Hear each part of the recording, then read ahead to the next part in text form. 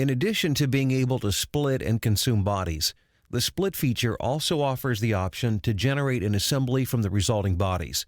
This time, I'll delete the split feature and begin a new one from scratch.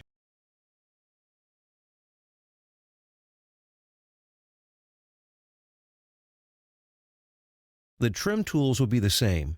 The flat face where the tab and block meet and the circular sketch. After cutting the part, I'll select all three bodies using the Show Bodies option. Next, instead of clicking OK to complete the feature, I'll click one of the labels shown in the graphics area.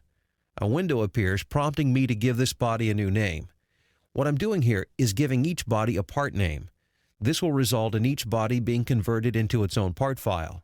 I can repeat this process for each body, or to automate the process of naming each body, I can also click on the Auto Assign Names button at the bottom of the Property Manager, which will give each body a default name.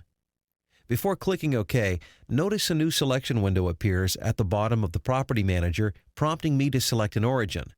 This gives you the option of specifying an origin for each of the part files about to be created. I'll leave this blank.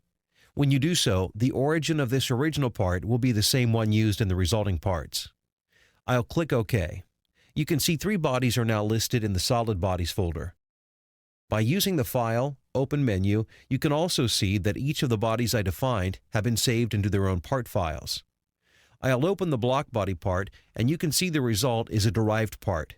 A part file that, instead of having a complete feature history, contains only a single feature with a reference back to the original multi-body part file.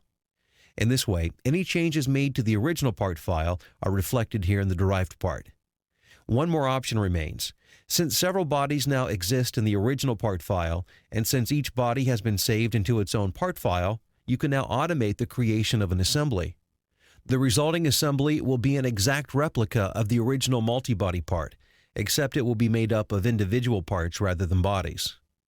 To create this assembly, go to Insert, Features, Create Assembly. The Create Assembly Property Manager will prompt you for two items.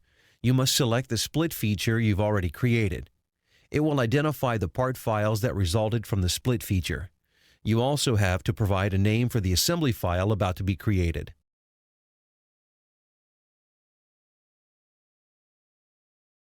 Once a name is given, click OK and an assembly file appears. The resulting geometry is identical to the original multi-body part, but now each body is a separate part file. This means, among other things, you can now run interference detection, create a bill of materials, and do other things that aren't possible within the part environment. One more word on creating assemblies from multi-body parts.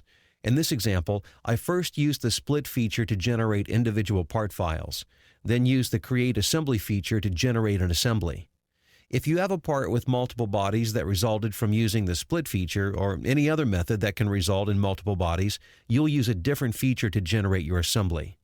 Here I have a part with multiple bodies. To create an assembly from this part, I'll use Insert, Features, Save Bodies.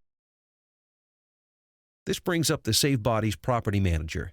Notice each body is already listed in the resulting parts window.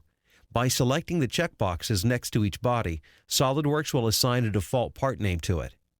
To overwrite the default name, double-click on the file name in the list.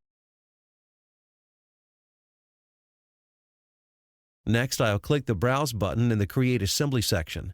By providing an assembly name, SolidWorks will not only generate the individual part files from each solid body, it will also create the assembly.